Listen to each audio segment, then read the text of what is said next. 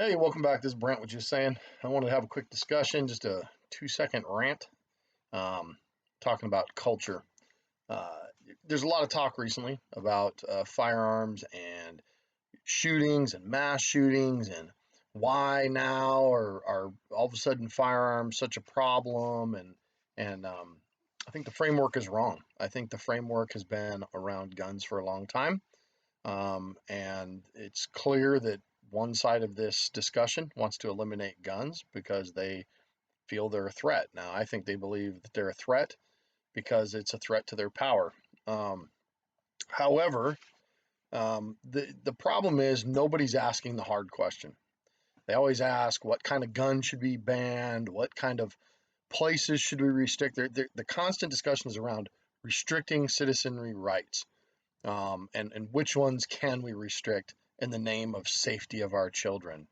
And it sickens me that we have this discussion over and over and over again. And I think even my liberal friends on the other side of the aisle would agree. It's sickening to see the same outcomes over and over and over again. The problem that we have is that we disagree on how to get there. My liberal friends want my rights. I've never hurt anybody, never shot anybody, never killed anybody, never had a desire to do so. Um, but they want my rights taken away from me. They want my ability to defend my family and my children and my wife and my home taken away from me because they're afraid of an object. And they really don't want to answer the questions. They don't want to answer what is at the root of the cause, or what is the root cause of the problem that we're seeing displayed in our schools, in our workplaces, in our politics, and in our homes, and for that matter, at this point, in our churches. So those hard questions aren't being asked, and they're not being answered because they're not being asked. They're going to the low-hanging fruit, which is an inanimate object. It would be like saying, let's ban cars because a drunk driver killed a family of 15 in a van, or a family of 5 in a van. Anytime anything like that happens, it's swept under the rug. Nobody ever talks about the car being the problem. Nobody ever talks about the deaths in the car and how we should outlaw cars or outlaw certain types of cars. They don't do that because it's ridiculous to the average American citizen to think that they couldn't drive themselves wherever they want to go. That same right applies, actually more of a right to self-defense applies with the legal ownership of guns, and guns really of all kinds, because ultimately the Second Amendment was not written, rephrase this, it was not written for hunting or just simple self-defense. It was written entirely to protect from tyrannical government. All you got to do is go back in history and read history books, read the American history, read up through the Revolution, and you'll see that that is the motivator and the tying factor into that. But here's what we have. The big question is, why did we once have guns with little to no mass shooting events? That's the question that we keep asking. Why did we have guns? And we had, I mean, I remember days, and I go back, everybody's hearing this. Oh, I remember back in the day when we had guns in the back gun rack in the back window of our pickup truck and nobody ever messed with it. Well, it's true. Growing up in a very liberal state of Minnesota at the time, we all hunted. We lived out on the farms, and we all carried a shotgun or a rifle in the back of our truck or in our trunk of our car. And when we were out hunting after school, we'd leave and go hunting, and we'd do what we had to do. We'd go harvest an animal, or we'd go sit in the woods with our rifle. I remember being 16 years old, carrying a rifle out my door, and walking across the field. Nobody thought anything of it. A single 16-year-old running across the field with a rifle, uh, essentially a very high, powerful rifle, to go hunt. It just didn't occur to anybody that that was an issue. And why is that? And we asked that. Why is that? Why was that not an issue then? Why was it not an issue? Why did we not see the massive criminal activity that we're seeing now regarding guns and stuff? And I'll sum it up. This is my take on it. This is Brant's take on it, and I'm just saying this is my side of it. Once we had unlocked guns in our households with both a father and a mother in the household who believed in God. We were led by the principles of the Bible, and those parents also raised their kids with a balance only found in a two-parent. That would be a man and a woman not two men, not two women, but a man and a woman household. That balance was necessary. And that all turned sometime in the 80s and 90s. Things started to really veer off course. And I mean, obviously, this goes even further back than that. Um, but when we really started to see the turn of this is when we started to see feminists who no longer needed a man to do anything that a man could do. But they also needed to have the choice to have abortions because apparently they needed a man in the bedroom. Then we had the LGBTQ, et cetera, whatever alphabet agency that openly, used to be, and I don't want to say suppressed, but they were. It was morally wrong in the eyes of society and in culture, and now we've moved to an area and a time when they're openly engaging and very unnatural. I mean, let's be honest, this is unnatural. Whether you believe in God, whether you believe in evolution or no God, it is unnatural sexual and familial behavior. It is not natural. It's not the way that humanity was created, humanity was developed, or how humanity evolved. It didn't evolve that way. So we have them engaging in unnatural sexual and familial behavior. We have single parent homes lacking balance and discipline and interaction. And it's all backed up by government programs which support and encourage these single parent homes. We no longer encourage marriage. We're no longer encouraging the traditional family. Our government programs are encouraging broken homes. They're encouraging single parent homes.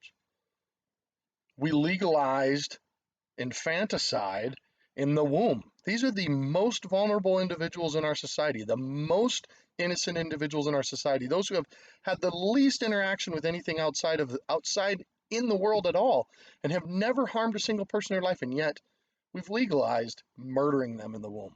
We've legalized taking that life and grinding it up or burning it in the place that it should be the most safe.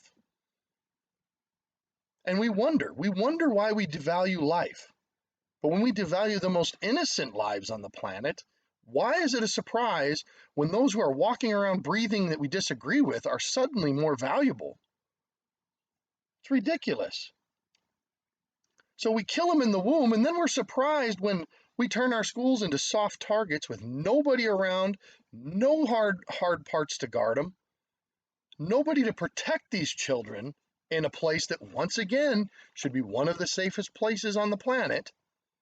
But we turn our schools into soft targets, and then we fill them full of highly coddled, unstable, broken, undisciplined little tyrants.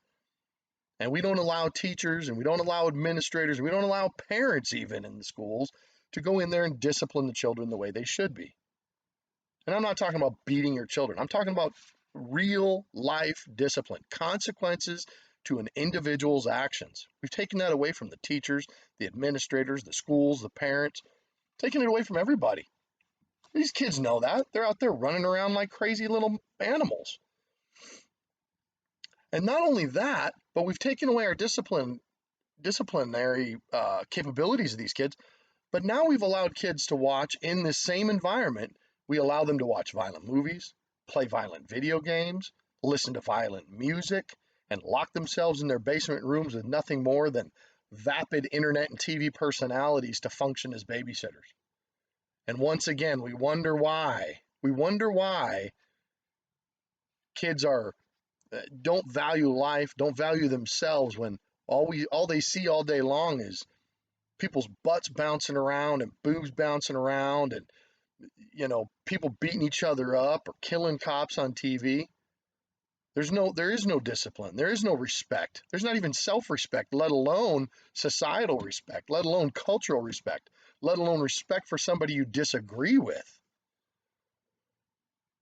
And then on top of all that, as these kids grow up, they become adults, we've legalized, or at the very least minimized, the consequences of illegal and illicit drug use and trafficking.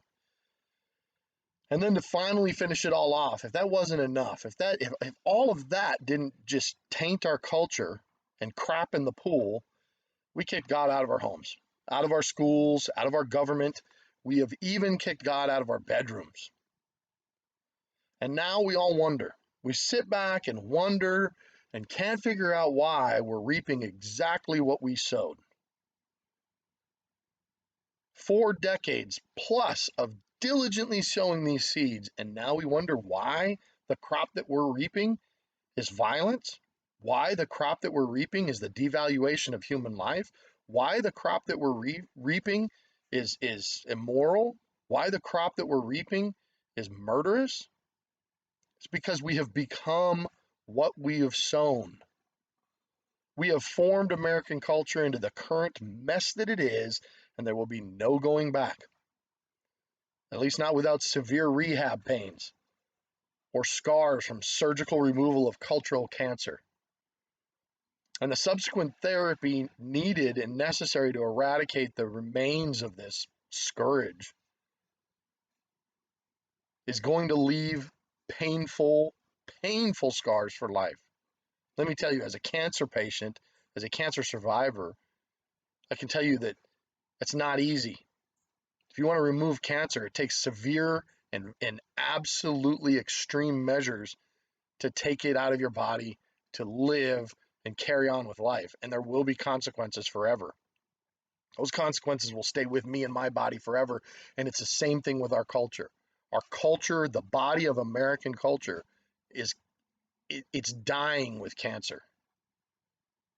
A sickness from within. And unless we remove the sickness and we remove the cancer and we treat the cancer and we eradicate it, we can just expect more of the same. Matter of fact, what we can expect is the death of America. We can expect America to go down in a sick, ill, disgusting mess, dying a slow, painful, horrible death. And each and every one of us will be at the helm of it. We own the culture that we have sown.